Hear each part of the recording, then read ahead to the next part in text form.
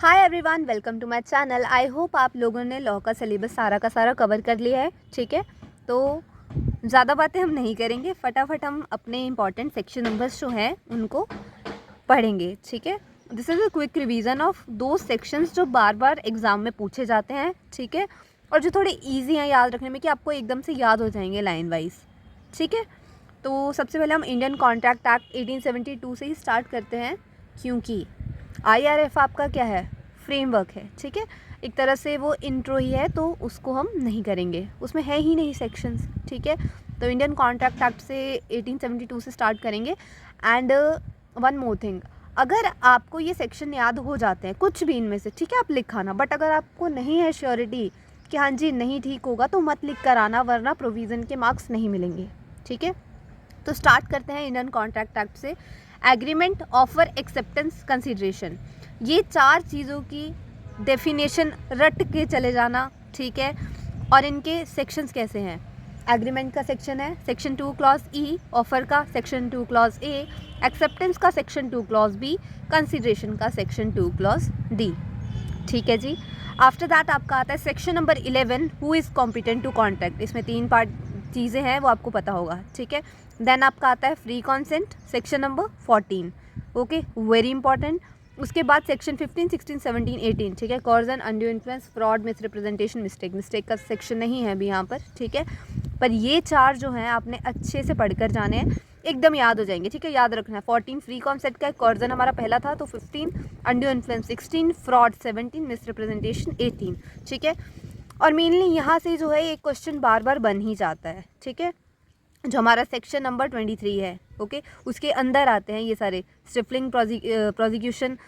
उसके बाद आपका आता है मैरिज ब्रोकरेज एग्रीमेंट, बहुत सारे आते हैं, बट ये जो तीन है ये मोस्ट इंपॉर्टेंट। ठीक है, trafficking related to public offices and titles, इनको पक्का पक्का पढ़ कर जाना। ठीक है, और इनका सेक्शन भी आपने याद कर लेना है। ठीक है जी, इसके बाद आपका आता है agreement in restraint of trade, section number 27, very important, याद रखना इसका सेक्शन भी। वेजरिंग एग्रीमेंट ज़्यादा इंपॉर्टेंट नहीं है, बट फिर भी अगर आ गया तो याद रखना सेक्शन इसका। ठीक है, appropriation of payment, very very very important. ठीक है, 59, ये 59 to 61 तक इसमें यही सारा है। ठीक है जी, उसके बाद contingent contract, contract of indemnity, contract of guarantee, ये सारी डेफिनेशंस हैं। ठीक है, ये अच्छे से याद करके जाना।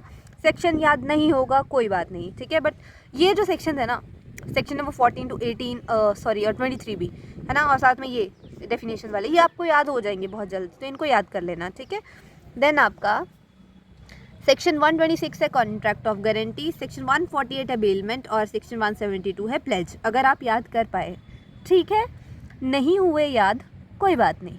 ठीक है, बट ये वाले जो है मेन इनको याद रखना। और इसी के साथ इंडियन कॉन्ट्रैक्ट एक्ट के इंपॉर्टेंट सेक्शन नंबर्स है ना, जिनको आप याद कर सकते थे, वो यहीं ख़त्म होते हैं।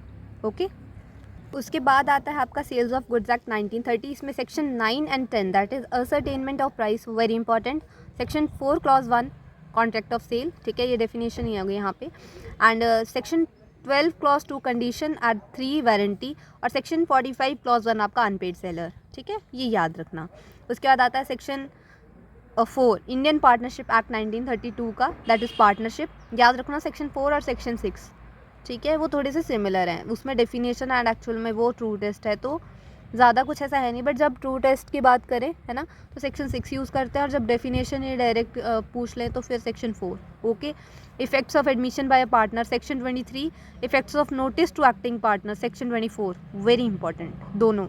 Miners admitted to the benefits of partnership, very important. Retirement, expulsion इतना इंपॉर्टेंट नहीं है, मतलब सेक्शंस को याद करना, बट टॉपिक इंपॉर्टेंट है। इंसॉल्वेंसी भी, और consequences of non registration important. ठीक है जी, उसके बाद आपका आता है एलएलपी में अपने designated partner.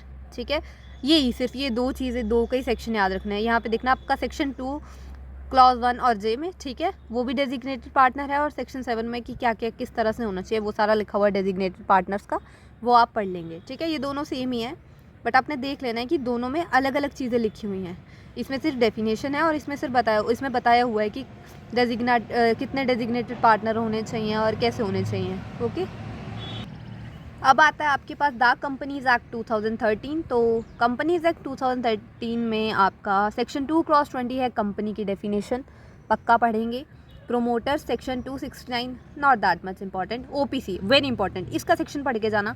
Private company, small company, public company, इनके सेक्शंस भी आप पढ़ कर जाएंगे, याद कर जाएंगे, ठीक है। प्राइवेट कंपनी का 68, स्मॉल कंपनी का 85, पब्लिक का 71 और ओपीसी का 62। प्राइवेट कंपनी का तो बार बार आ जाता है, इसलिए पढ़ के जाना, और स्मॉल कंपनी का भी, ठीक है जी। और ओपीसी तो भाई है ही इंपॉर्टेंट टॉपिक, है ना। और कंपनीज एक्ट में तो आपकी डॉक्ट्राइंस वगैरह भी बहुत ज़्यादा इंपॉर्टेंट है, तो उनको भी ध्यान से पढ़कर जाना। उसके बाद आपका नेगोशिएबल इंस्ट्रूमेंट एक्ट के इंपॉर्टेंट टॉपिक, और इसमें देखो सेक्शन 4, 5, 6 आपका क्या है, 4 है आपका प्रोमिसरी नोट, 5 है आपका बिल्स ऑफ एक्सचेंज और 6 है आपका चेक, ठीक है। 46 important of delivery in negotiation, इस पर केस लॉ बन जाता है बहुत बार, ठीक है जी। इस पर केस लॉ बन जाता है, और ये सबसे इंपॉर्टेंट टॉपिक है जो हमारा नेगोशिएबल इंस्ट्रूमेंट का है, ठीक है। प्रेजेंटमेंट ऑफ चेक्स भी इंपॉर्टेंट, बस उसमें सेक्शंस आपको याद नहीं होंगे तो आप नहीं करोगे, है ना। एंड ये आपका रूल्स ऑफ कंपनसेशन सेक्शन 117, ठीक है। और सेक्शन 138 से लेके 142 तक आपका क्या है, dishonour of cheques for insufficiency of funds in the accounts, ठीक है। तो ये भी आपने पढ़कर जाना है। तो आज के लिए इतना ही, ठीक है जी। सेक्शंस याद होते हैं तो कुछ कुछ कर लेना, ठीक है, ताकि पेपर में थोड़ा सा इंप्रेशन पड़ जाए। नहीं होते हैं, इट्स एब्सोल्युटली फाइन, कोई बात नहीं, ठीक है। जो याद होता है वो कर लो, जो नहीं होता वो नहीं करो। तो आज के लिए इतना ही, अच्छे से तैयारी करो, अच्छे से पेपर करके आना। Take care, thank you.